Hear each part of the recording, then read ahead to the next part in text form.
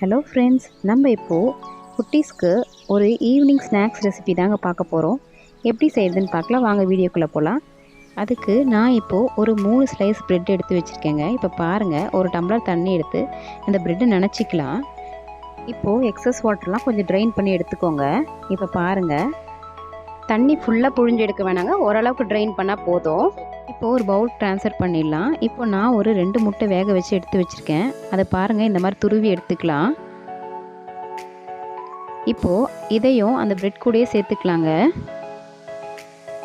தேவையான இன்க்ரீடியன்ட்ஸ்லாம் ஆட் பண்ணிக்கலாங்க. நான் ஒரு ஆனியன், 2 பச்சை மிளகாய், கொஞ்சமாக கொத்தமல்லி கட் பண்ணி அதில் சேர்த்துக்கிறேங்க. கொஞ்சமாக இஞ்சி பூண்டு பேஸ்ட் சேர்த்துருக்கேன். கொஞ்சமாக சில்லி ஃப்ளேக்ஸ் சேர்த்துக்கலாங்க.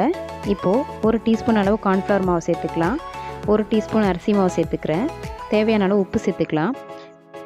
எல்லாத்தையும் சேர்த்துட்டு இந்த மாதிரி மிக்ஸ் பண்ணி விட்டுக்கோங்க நல்லா. இப்போ பாருங்கள், எல்லாம் நல்லா மிக்ஸ் ஆகிடுச்சு. கொஞ்சமாக கையில் எண்ணெய் தடவிக்கிட்டு இப்போ பாருங்கள், பால் ஷேப்பில் வச்சு இந்த மாதிரி ஃப்ளாட் பண்ணிக்கோங்க. ஃப்ளாட் பண்ணிக்கிட்டு அதை எடுத்து பிரெட் கிரம்ஸில் அப்படியே கோட் பண்ணிக்கலாம். இப்போ நல்லா கோட் பண்ணி விடுங்க 2 சைடுமே. குட்டீஸ் எந்த ஷேப் ஆசைப்படுறாங்களோ அதுக்கேற்ற மாதிரி செஞ்சு கொடுங்க. இப்போ பாருங்கள், எல்லாத்தையுமே நான் பிரெட் கிரம்ஸில் போட்டு கோட் பண்ணி வச்சுருக்கேங்க. எல்லாத்தையும் கோட் பண்ணிவிட்டு நம்ம இப்போ ஆயிலில் பொரிக்க போகிறோம். அதுக்கு நான் எண்ணெய் காய வச்சுருக்கேன். ஃப்ரை பண்ணுறதுக்கு எண்ணெய் ரொம்ப ஹீட்டாக இருக்கக்கூடாதுங்க, ஓரளவுக்கு மீடியமாக இருந்தால் போதும். இப்போது எல்லாத்தையும் அதில் சேர்த்து ஃப்ரை பண்ணி எடுத்துக்கலாங்க. இப்போ பாருங்கள், ஓரளவுக்கு ஃப்ரை ஆகி வந்திருக்குங்க. இப்போது திருப்பி போட்டுக்கலாம். அந்த சைடு நல்லா வேகட்டும்.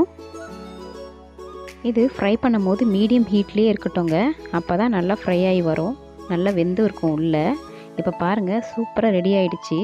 கண்டிப்பாக இந்த ஸ்நாக்ஸ் நீங்களும் குட்டீஸ்க்கு ட்ரை பண்ணி பாருங்கள். ஸ்கூல் விட்டு வந்ததும் குட்டீஸ் ஸ்நாக்ஸ் கேட்டாங்கன்னா சட்டுன்னு இதை ரெடி பண்ணிடலாங்க. வீட்டில் இருக்க பொருளை வச்சு ஈஸியாக செஞ்சிடலாம். கண்டிப்பாக நீங்களும் ட்ரை பண்ணி பார்த்துட்டு எப்படி இருக்குன்னு சொல்லுங்கள். இந்த வீடியோ பிடிச்சிருந்தால் லைக் பண்ணுங்கள், ஷேர் பண்ணுங்கள், கமெண்ட் பண்ணுங்கள். தேங்க்ஸ் ஃபார் வாட்சிங்.